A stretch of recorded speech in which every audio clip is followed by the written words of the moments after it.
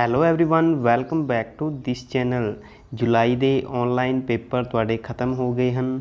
8ਵੀਂ class ਦਾ 15 ਜੁਲਾਈ ਨੂੰ online science ਦਾ paper ਹੋਇਆ ਸੀ। Exam ਵਿੱਚ ਕਾਫੀ ਇੰਪੋਰਟੈਂਟ ਕੁਐਸਚਨ ਪੁੱਛੇ ਗਏ ਸੀ। ਅੱਜ ਦੀ ਵੀਡੀਓ ਵਿੱਚ ਆਪਾਂ ਹਰ ਇੱਕ ਕੁਐਸਚਨ ਨੂੰ ਬੜੇ ਹੀ ਧਿਆਨ ਨਾਲ ਸਮਝਾਂਗੇ ਤੇ ਤੁਸੀਂ 8ਵੀਂ ਕਲਾਸ ਦੇ ਵਿਦਿਆਰਥੀਆਂ ਨੇ ਇਹਨਾਂ ਕੁਐਸਚਨਸ ਨੂੰ ਆਪਣੀ ਨੋਟਬੁੱਕ ਵਿੱਚ ਜ਼ਰੂਰ ਨੋਟ ਕਰ ਲੈਣਾ ਹੈ ਅਤੇ ਯਾਦ ਵੀ ਕਰਨੇ ਹਨ, ਕਿਉਂਕਿ ਕਾਫੀ ਇੰਪੋਰਟੈਂਟ ਕੁਐਸਚਨ ਹਨ। ਫਾਈਨਲ ਐਗਜ਼ਾਮ ਵਿੱਚ ਵੀ ਤੁਹਾਨੂੰ ਇਹਨਾਂ ਕੁਐਸਚਨਸ ਵਿੱਚੋਂ ਕਾਫੀ ਕੁਐਸਚਨ ਪੁੱਛੇ ਜਾ ਸਕਦੇ ਹਨ ਅਤੇ ਇਹ ਕੁਐਸਚਨ 8ਵੀਂ ਕਲਾਸ ਦੇ NMS ਪੇਪਰ ਲਈ, PS ਸਟੇਟ ਪੇਪਰ ਲਈ, ETT ਐਗਜ਼ਾਮ ਲਈ ਅਤੇ NTT ਐਗਜ਼ਾਮ ਲਈ ਵੀ ਕਾਫੀ ਇੰਪੋਰਟੈਂਟ ਹਨ। ਤਾਂ ਆਓ ਫਿਰ ਬਿਨਾਂ ਕਿਸੇ ਦੇਰੀ ਤੋਂ ਸ਼ੁਰੂ ਕਰਦੇ ਹਾਂ ਸਾਡੀ ਅੱਜ ਦੀ ਕਲਾਸ। ਫਸਟ ਕੁਐਸਚਨ ਦੇਖ ਪਾ ਰਹੇ ਹੋ, ਹੇਠ ਲਿਖਿਆਂ ਵਿੱਚੋਂ ਕਿਹੜੀ ਫਸਲ ਖਰੀਫ ਦੀ ਹੈ? ਤਾਂ ਜੋ ਵਰਖਾ ਰੁੱਤ ਵਿੱਚ ਉਗਾਈਆਂ ਜਾਂਦੀਆਂ ਹਨ, ਇਸ ਤਰ੍ਹਾਂ ਦੀਆਂ ਫਸਲਾਂ ਨੂੰ ਅਸੀਂ ਖਰੀਫ ਦੀਆਂ ਫਸਲਾਂ ਕਹਿੰਦੇ ਹਾਂ। ਖਰੀਫ ਦੀਆਂ ਫਸਲਾਂ ਜ਼ਿਆਦਾਤਰ ਮੌਨਸੂਨ ਉੱਪਰ ਨਿਰਭਰ ਕਰਦੀਆਂ ਹਨ, ਜਿਵੇਂ ਮੱਕੀ, ਸੋਇਆਬੀਨ, ਮੂੰਗਫਲੀ, ਕਪਾਹ ਆਦਿ। ਤੁਸੀਂ ਵੀ ਆਪਣੇ ਆਸ-ਪਾਸ ਖੇਤਾਂ ਵਿੱਚ ਹੁਣ ਕਿਸ ਤਰ੍ਹਾਂ ਦੀਆਂ ਫਸਲਾਂ ਦੇਖੀਆਂ ਹਨ, ਉਹਨਾਂ ਨੂੰ ਤੁਸੀਂ ਕਮੈਂਟ ਬਾਕਸ ਵਿੱਚ ਜ਼ਰੂਰ ਦੱਸਣਾ ਹੈ। ਤਾਂ ਇਹਨਾਂ 4 ਆਪਸ਼ਨਸ ਵਿੱਚੋਂ ਜੋ ਰਾਈਟ ਆਨਸਰ ਹੋਵੇਗਾ ਉਹ ਹੈ ਮੱਕੀ। ਤਾਂ ਮੱਕੀ ਇੱਕ ਖਰੀਫ ਦੀ ਫਸਲ ਹੈ। ਸੈਕਿੰਡ ਕੁਐਸਚਨ ਵੱਲ ਚੱਲਦੇ ਹਾਂ। ਸਾਡਾ ਦੂਜਾ ਕੁਐਸਚਨ ਹੈ, ਕੱਟੀ ਹੋਈ ਫਸਲ ਵਿੱਚੋਂ ਦਾਣਿਆਂ ਨੂੰ ਵੱਖ ਕਰਨ ਦੀ ਵਿਧੀ ਨੂੰ ਕੀ ਕਿਹਾ ਜਾਂਦਾ ਹੈ? ਤਾਂ ਫਸਲ ਨੂੰ ਕੱਟ ਕੇ ਦਾਣਿਆਂ ਨੂੰ ਅਲੱਗ ਕਰਨ ਦੀ ਵਿਧੀ ਹੈ, ਉਸ ਨੂੰ ਅਸੀਂ ਗਹਾਈ ਕਰਨਾ ਯਾਨੀ ਥ੍ਰੈਸ਼ਿੰਗ ਕਰਨਾ ਕਹਿੰਦੇ ਹਾਂ। ਥ੍ਰੈਸ਼ਿੰਗ ਕੰਬਾਈਨਾਂ ਦੇ ਨਾਲ ਹੋ ਸਕਦੀ ਹੈ। ਪੁਰਾਣੇ ਟਾਈਮ ਵਿੱਚ ਹੱਥਾਂ ਦੁਆਰਾ ਕੀਤੀ ਜਾਂਦੀ ਸੀ ਅਤੇ ਹੁਣ ਕੰਬਾਈਨਾਂ ਦੇ ਦੁਆਰਾ ਜਾਂ ਛੋਟੇ ਡਰਮੀ ਹੁੰਦੀਆਂ ਹਨ, ਉਹਨਾਂ ਦੇ ਦੁਆਰਾ ਅਸੀਂ ਥ੍ਰੈਸ਼ਿੰਗ ਕਰ ਸਕਦੇ ਹਾਂ। ਤੀਜਾ ਕੁਐਸਚਨ ਤੁਸੀਂ ਦੇਖ ਪਾ ਰਹੇ ਹੋ, ਹੇਠ ਲਿਖਿਆਂ ਵਿੱਚੋਂ ਸਿੰਚਾਈ ਦਾ ਕਿਹੜਾ ਆਧੁਨਿਕ ਢੰਗ ਹੈ? ਤਾਂ ਸਾਨੂੰ 4 ਸਿੰਚਾਈ ਦੇ ਮੈਥਡ ਢੰਗ ਦਿੱਤੇ ਗਏ ਹਨ, ਉਹਨਾਂ ਵਿੱਚੋਂ ਤੁਸੀਂ ਮਾਡਰਨ ਟੈਕਨੀਕ ਕਿਹੜੀ ਹੈ ਅੱਜ ਦੇ ਟਾਈਮ ਦੀ, ਉਸ ਨੂੰ ਦੱਸਣਾ ਹੈ। ਤਾਂ ਜੋ ਮਾਡਰਨ ਟੈਕਨੀਕ ਹੈ ਉਹ ਹੈ ਫੁਹਾਰਾ ਪ੍ਰਣਾਲੀ। ਫੁਹਾਰਾ ਪ੍ਰਣਾਲੀ। ਅੱਗੇ ਅਸੀਂ 4 ਨੰਬਰ ਕੁਐਸਚਨ ਦੇਖ ਪਾ ਰਹੇ ਹਾਂ, ਦਿੱਤੇ ਹੋਏ ਚਿੱਤਰ ਵਿੱਚ ਕਿਹੜਾ ਇੱਕ ਸੈਲੀ ਜੀਵ ਦਿਖਾਇਆ ਗਿਆ ਹੈ? ਤਾਂ ਆਪਾਂ ਪੜ੍ਹਿਆ ਹੈ ਅਮੀਬਾ ਅਤੇ ਪੈਰਾਮੀਸ਼ੀਅਮ ਇੱਕ ਸੈਲੀ ਜੀਵ ਹਨ। ਤਾਂ ਜੋ ਤੁਸੀਂ ਚਿੱਤਰ ਦੇਖ ਪਾ ਰਹੇ ਹੋ ਉਹ ਹੈ ਚਿੱਤਰ ਪੈਰਾਮੀਸ਼ੀਅਮ ਦਾ, ਅਤੇ ਸਾਈਡ ਵਿੱਚ ਤੁਸੀਂ ਅਮੀਬਾ ਦਾ ਵੀ ਚਿੱਤਰ ਦੇਖ ਪਾ ਰਹੇ ਹੋ। ਪੈਰਾਮੀਸ਼ੀਅਮ ਹੈ, ਉਹਨੂੰ ਯਾਦ ਰੱਖਣ ਦਾ ਸੌਖਾ ਤਰੀਕਾ ਹੈ, ਉਹ ਸਾਡੇ ਸ਼ੂ ਦੇ ਥੱਲੇ ਦੇ ਆਕਾਰ ਦਾ ਬਣਿਆ ਹੁੰਦਾ ਹੈ। ਤੁਸੀਂ ਦੇਖ ਪਾ ਰਹੇ ਹੋ ਪੈਰਾਮੀਸ਼ੀਅਮ। ਤਾਂ ਇਹਦਾ ਜੋ ਰਾਈਟ ਆਨਸਰ ਹੋਵੇਗਾ ਉਹ ਹੈ ਪੈਰਾਮੀਸ਼ੀਅਮ। ਆ ਚਿੱਤਰ ਪੈਰਾਮੀਸ਼ੀਅਮ ਦਾ ਬਣਿਆ ਹੋਇਆ ਹੈ। ਪੈਰਾਮੀਸ਼ੀਅਮ ਅਤੇ ਅਮੀਬਾ ਇੱਕ ਸੈਲੀ ਜੀਵ ਹਨ। ਅੱਗੇ 5ਵਾਂ ਕੁਐਸਚਨ ਤੁਸੀਂ ਦੇਖ ਪਾ ਰਹੇ ਹੋ, ਹੇਠ ਲਿਖਿਆਂ ਵਿੱਚੋਂ ਛੂਤ ਦੇ ਰੋਗਾਂ ਦਾ ਆਮ ਵਾਹਕ ਕਿਹੜਾ ਹੈ? ਤਾਂ ਛੂਤ ਦੇ ਰੋਗ ਇਸ ਤਰ੍ਹਾਂ ਦੇ ਰੋਗ ਇੱਕ ਰੋਗੀ ਵਿਅਕਤੀ ਤੋਂ ਇੱਕ ਤੰਦਰੁਸਤ ਵਿਅਕਤੀ ਤੱਕ ਹਵਾ, ਪਾਣੀ, ਭੋਜਨ ਜਾਂ ਸਿੱਧੇ ਸੰਪਰਕ ਦੁਆਰਾ ਪਹੁੰਚ ਜਾਂਦੇ ਹਨ। ਇਹਨਾਂ ਨੂੰ ਅਸੀਂ ਲਾਗ ਦੇ ਰੋਗ ਵੀ ਕਹਿੰਦੇ ਹਾਂ, ਜਿਵੇਂ ਆਮ ਜ਼ੁਕਾਮ ਹੋ ਗਿਆ ਜਾਂ ਫਿਰ TB ਹੋ ਗਈ। ਤਾਂ ਇਹਨਾਂ ਨੂੰ ਫੈਲਾਉਣ ਵਾਲਾ ਹੈ ਉਹ ਹੈ ਘਰੇਲੂ ਮੱਖੀ। ਤਾਂ ਛੂਤ ਦੇ ਰੋਗਾਂ ਦਾ ਜੋ ਆਮ ਵਾਹਕ ਹੈ ਉਹ ਹੈ ਘਰੇਲੂ ਮੱਖੀ।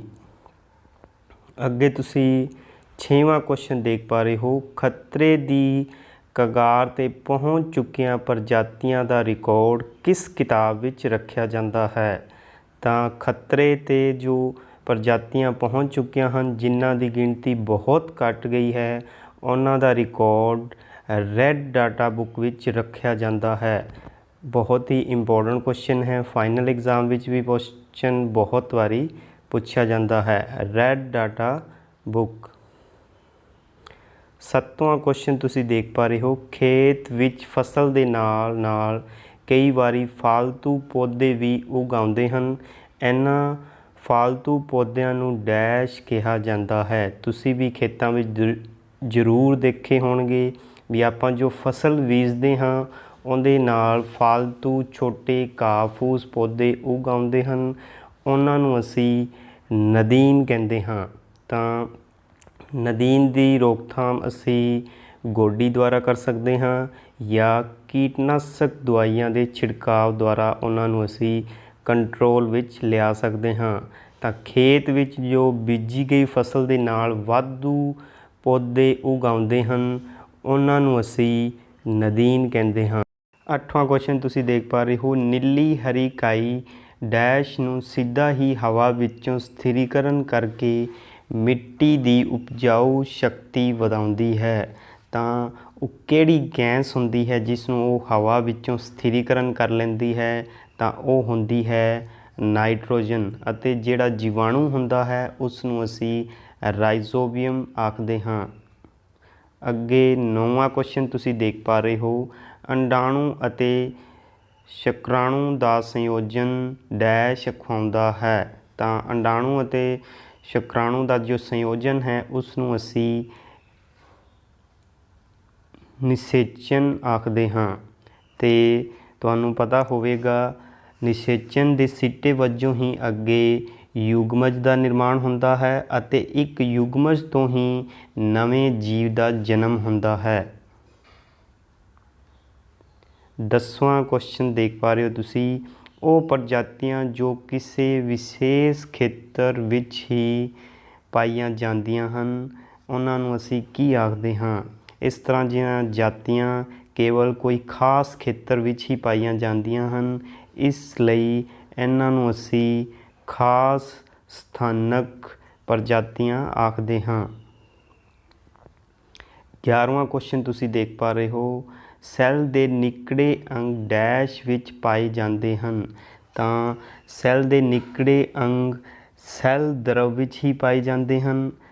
ਅਤੇ ਸੈੱਲ ਦਰਵ ਬਾਰੇ ਗੱਲ ਕਰੀਏ ਤਾਂ ਸੈੱਲ ਦਰਵ ਇੱਕ ਜੈਲੀ ਵਰਗਾ ਪਦਾਰਥ ਹੁੰਦਾ ਹੈ ਜੋ ਸੈੱਲ ਝਿੱਲੀ ਅਤੇ ਕੇਂਦਰ ਦੇ ਵਿਚਕਾਰ ਭਰਿਆ ਹੁੰਦਾ ਹੈ। ਤਾਂ ਸੈੱਲ ਦੇ ਨਿੱਕੜੇ ਅੰਗ ਕਿਸ ਵਿੱਚ ਪਾਏ ਜਾਂਦੇ ਹਨ? ਉਹ ਹੁੰਦਾ ਹੈ ਸੈੱਲ ਦਰਵ। ਅੱਗੇ 12ਵਾਂ ਕੁਐਸਚਨ ਤੁਸੀਂ ਦੇਖ ਪਾ ਰਹੇ ਹੋ, ਨਰ ਅਤੇ ਮਾਦਾ ਯੁਗਮਕਾਂ ਦਾ ਸੰਯੋਜਨ ਡੈਸ਼ ਵਿੱਚ ਹੁੰਦਾ ਹੈ। ਤਾਂ ਨਰ ਅਤੇ ਮਾਦਾ ਦੇ ਯੁਗਮਕਾਂ ਦਾ ਸੰਯੋਜਨ ਅੰਡ ਨਿਕਾਸ ਵਹਿਣੀਆਂ ਵਿੱਚ ਹੁੰਦਾ ਹੈ, ਫਲੋਪੀਅਨ ਟਿਊਬ ਵਿੱਚ ਹੁੰਦਾ ਹੈ। ਅੱਗੇ ਤੁਸੀਂ 13ਵਾਂ ਕੁਐਸਚਨ ਦੇਖ ਪਾ ਰਹੇ ਹੋ, ਬਿਮਾਰੀ ਫੈਲਾਉਣ ਵਾਲੇ ਸੂਖਮ ਜੀਵਾਂ ਨੂੰ ਰੋਗਜਨਕ ਸੂਖਮ ਜੀਵ ਆਖਦੇ ਹਨ। ਤਾਂ ਜਿਹੜੇ ਸੂਖਮ ਜੀਵ ਬਿਮਾਰੀਆਂ ਫੈਲਾਉਂਦੇ ਹਨ ਉਹਨਾਂ ਨੂੰ ਅਸੀਂ ਰੋਗਜਨਕ ਸੂਖਮ ਜੀਵ ਆਖਦੇ ਹਾਂ। ਜੀ ਹਾਂ, ਬਿਲਕੁਲ ਠੀਕ ਹੈ। ਤਾਂ ਆ ਕੁਐਸਚਨ ਬਿਲਕੁਲ ਠੀਕ ਹੈ। ਅੱਗੇ ਤੁਸੀਂ ਦੇਖ ਪਾ ਰਹੇ ਹੋ 14 ਨੰਬਰ ਕੁਐਸਚਨ, ਭਰੂਣ ਕੇਵਲ ਇੱਕ ਸੈੱਲ ਦਾ ਬਣਿਆ ਹੁੰਦਾ ਹੈ? ਨਹੀਂ, ਬਿਲਕੁਲ ਗਲਤ ਹੈ। ਜੋ ਭਰੂਣ ਹੈ ਉਹ ਬਹੁਤ ਸੈਲੀ ਜੀਵਾਂ ਦਾ ਬਣਿਆ ਹੁੰਦਾ ਹੈ, ਬਹੁਤ ਸੈੱਲਾਂ ਦਾ ਬਣਿਆ ਹੁੰਦਾ ਹੈ, ਇਸ ਲਈ ਆ ਗਲਤ ਹੈ।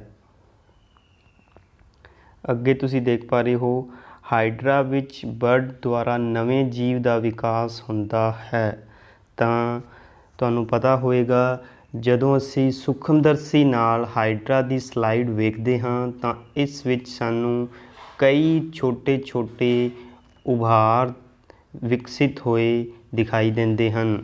ਇਹ ਉਭਾਰ ਵਿਕਸਿਤ ਹੋ ਰਹੇ ਨਵੇਂ ਜੀਵ ਹੁੰਦੇ ਹਨ। ਇਸ ਤਰ੍ਹਾਂ ਹਾਈਡਰਾ ਵਿੱਚ ਕਲੀ ਤੋਂ ਹੀ ਇੱਕ ਨਵਾਂ ਜੀਵ ਵਿਕਸਿਤ ਹੋ ਜਾਂਦਾ ਹੈ। ਤਾਂ ਆ ਸਾਡੀ ਜੋ ਸਟੇਟਮੈਂਟ ਹੈ ਉਹ ਬਿਲਕੁਲ ਠੀਕ ਹੈ। ਅੱਗੇ ਤੁਸੀਂ ਦੇਖ ਪਾ ਰਹੇ ਹੋ ਕੁਐਸਚਨ ਨੰਬਰ 16, ਲੈਕਟੋਬੈਸਿਲਸ ਨਾਂ ਦਾ ਜੀਵਾਣੂ ਦਹੀਂ ਬਣਾਉਣ ਵਿੱਚ ਮਦਦ ਕਰਦਾ ਹੈ। ਜੀ ਹਾਂ, ਬਿਲਕੁਲ ਠੀਕ ਹੈ। ਜੋ ਲੈਕਟੋਬੈਸਿਲਸ ਨਾਂ ਦਾ ਜੀਵਾਣੂ ਹੈ ਉਹ ਦਹੀਂ ਜਮਾਉਣ ਵਿੱਚ ਮਦਦ ਕਰਦਾ ਹੈ। ਅੱਗੇ 17ਵਾਂ ਕੁਐਸਚਨ ਤੁਸੀਂ ਦੇਖ ਪਾ ਰਹੇ ਹੋ, ਦੋ ਖੰਡਨ ਅਲਿੰਗੀ ਪ੍ਰਜਨਨ ਦੀ ਇੱਕ ਵਿਧੀ ਹੈ। ਤਾਂ ਇੱਥੇ ਦੋ ਖੰਡਨ ਦਾ ਮਤਲਬ ਹੈ ਇੱਕ ਜੀਵ ਅਲਿੰਗੀ ਜਣਨ ਦੁਆਰਾ ਵਿਭਾਜਿਤ ਹੋ ਕੇ ਦੋ ਸੰਤਾਨ ਸੈੱਲ ਪੈਦਾ ਕਰਦਾ ਹੈ। ਜਿਵੇਂ ਅਮੀਬਾ ਵਿੱਚ ਪ੍ਰਜਨਨ ਦੋ ਖੰਡਨ ਵਿਧੀ ਦੁਆਰਾ ਹੁੰਦਾ ਹੈ। ਤਾਂ ਦੋ ਖੰਡਨ ਅਲਿੰਗੀ ਪ੍ਰਜਨਨ ਦੀ ਇੱਕ ਵਿਧੀ ਹੈ। ਤਾਂ ਆ ਜੋ ਕੁਐਸਚਨ ਹੈ ਉਹ ਬਿਲਕੁਲ ਠੀਕ ਹੈ। ਅੱਗੇ 18ਵਾਂ ਕੁਐਸਚਨ ਤੁਸੀਂ ਦੇਖ ਪਾ ਰਹੇ ਹੋ, ਸੈੱਲ ਝਿੱਲੀ ਸੈੱਲ ਦਰਵ ਅਤੇ ਕੇਂਦਰਕ ਸੈੱਲ ਦੇ ਮੁੱਖ ਭਾਗ ਹਨ। ਜੀ ਹਾਂ, ਬਿਲਕੁਲ ਠੀਕ ਹੈ। ਸੈੱਲ ਝਿੱਲੀ ਸੈੱਲ ਦਰਵ ਅਤੇ ਕੇਂਦਰਕ ਸੈੱਲ ਦੇ ਮੁੱਖ ਭਾਗ ਹਨ, ਇਸ ਲਈ ਆ ਕੁਐਸਚਨ ਠੀਕ ਮੰਨਿਆ ਜਾਵੇਗਾ। ਸੈੱਲ ਝਿੱਲੀ ਸੈੱਲ ਦਰਵ ਕੇਂਦਰਕ ਸੈੱਲ ਦੇ ਮੁੱਖ ਭਾਗ ਹਨ। ਅੱਗੇ 19ਵਾਂ ਕੁਐਸਚਨ ਤੁਸੀਂ ਦੇਖ ਪਾ ਰਹੇ ਹੋ, ਜੰਤੂ ਸੈੱਲ ਵਿੱਚ ਸੈੱਲ ਭਿੱਤੀ ਯਾਨੀ ਕਿ ਸੈੱਲ ਵਾਲ ਮੌਜੂਦ ਹੁੰਦੀ ਹੈ। ਤਾਂ ਸਾਨੂੰ ਪਤਾ ਹੈ ਵੀ ਜੋ ਪੌਦੇ ਸੈੱਲ ਹਨ ਉਹਨਾਂ ਵਿੱਚ ਸੈੱਲ ਭਿੱਤੀ ਯਾਨੀ ਸੈੱਲ ਵਾਲ ਮੌਜੂਦ ਹੁੰਦੀ ਹੈ, ਪਰ ਜੰਤੂ ਸੈੱਲਾਂ ਵਿੱਚ ਸੈੱਲ ਵਾਲ ਮੌਜੂਦ ਨਹੀਂ ਹੁੰਦੀ ਹੈ, ਇਸ ਲਈ ਆ ਕੁਐਸਚਨ ਗਲਤ ਹੈ। 20 ਨੰਬਰ ਕੁਐਸਚਨ ਦੇਖ ਪਾ ਰਹੇ ਤੁਸੀਂ, ਸਭ ਤੋਂ ਪਹਿਲਾਂ ਕਾਰਕ ਦੇ ਸੈੱਲਾਂ ਦੀ ਖੋਜ ਰਾਬਰਟ ਹੁੱਕ ਨੇ 1665 ਵਿੱਚ ਕੀਤੀ ਸੀ। ਜੀ ਹਾਂ, ਬਿਲਕੁਲ ਠੀਕ ਹੈ। ਸਭ ਤੋਂ ਪਹਿਲਾਂ ਕਾਰਕ ਸੈੱਲ ਦੀ ਖੋਜ ਰਾਬਰਟ ਹੁੱਕ ਨੇ 1665 ਵਿੱਚ ਕੀਤੀ ਸੀ।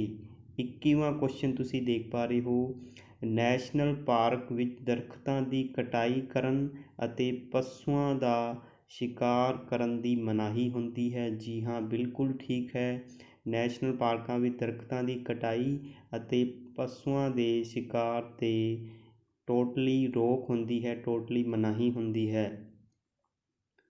22ਵਾਂ ਕੁਐਸਚਨ ਤੁਸੀਂ ਦੇਖ ਪਾ ਰਹੇ ਹੋ, ਪ੍ਰੋਜੈਕਟ ਟਾਈਗਰ ਦਾ ਮੁੱਖ ਉਦੇਸ਼ ਬਾਰਾਸਿੰਗਾ ਦੀ ਨਸਲ ਬਚਾਈ ਰੱਖਣਾ ਹੈ। ਤਾਂ ਇਸ ਦੇ ਨਾਂ ਤੋਂ ਹੀ ਆਪਾਂ ਨੂੰ ਕਲੀਅਰ ਹੋ ਜਾਂਦਾ ਹੈ, ਪ੍ਰੋਜੈਕਟ ਟਾਈਗਰ ਮੀਨਸ ਆ ਜੋ ਪ੍ਰੋਜੈਕਟ ਸ਼ੁਰੂ ਕੀਤਾ ਗਿਆ ਸੀ ਉਹ ਟਾਈਗਰਸ ਦੀ ਰੱਖਿਆ ਵਾਸਤੇ ਸ਼ੁਰੂ ਕੀਤਾ ਗਿਆ ਸੀ, ਨਾ ਕਿ ਬਾਰਾਸਿੰਗਾ ਦੀ ਨਸਲ ਨੂੰ ਬਚਾਉਣ ਲਈ। ਤਾਂ ਆ ਕੁਐਸਚਨਸ ਕੀ ਹੋਵੇਗਾ ਆਪਣਾ ਗਲਤ ਹੋਵੇਗਾ, ਕਿਉਂਕਿ ਪ੍ਰੋਜੈਕਟ ਟਾਈਗਰਾਂ ਲਈ ਸ਼ੁਰੂ ਕੀਤਾ ਗਿਆ ਸੀ। ਅੱਗੇ ਤੁਸੀਂ 23 ਨੰਬਰ ਕੁਐਸਚਨ ਦੇਖ ਪਾ ਰਹੇ ਹੋ, ਸੋਡੀਅਮ ਬਾਈਕਾਰਬੋਨੇਟ ਇੱਕ ਪ੍ਰਤੀਜੈਵਿਕ ਦਵਾਈ ਹੈ। ਤਾਂ ਪ੍ਰਤੀਜੈਵਿਕ ਦਵਾਈਆਂ ਦੀ ਗੱਲ ਕਰੀਏ ਤਾਂ ਇਸ ਤਰ੍ਹਾਂ ਦੀਆਂ ਦਵਾਈਆਂ ਦੇ ਸਰੋਤ ਸੂਖਮ ਜੀਵ ਹੀ ਹਨ ਜੋ ਬਿਮਾਰੀਆਂ ਕਾਰਨ ਬਣੇ ਸੂਖਮ ਜੀਵਾਂ ਨੂੰ ਮਾਰ ਦਿੰਦੇ ਹਨ ਜਾਂ ਉਹਨਾਂ ਦੀ ਗਰੋਥ ਨੂੰ ਰੋਕ ਦਿੰਦੇ ਹਨ। ਉਸ ਤਰ੍ਹਾਂ ਦੀ ਦਵਾਈਆਂ ਨੂੰ ਅਸੀਂ ਪ੍ਰਤੀਜੈਵਿਕ ਦਵਾਈਆਂ ਕਹਿੰਦੇ ਹਾਂ।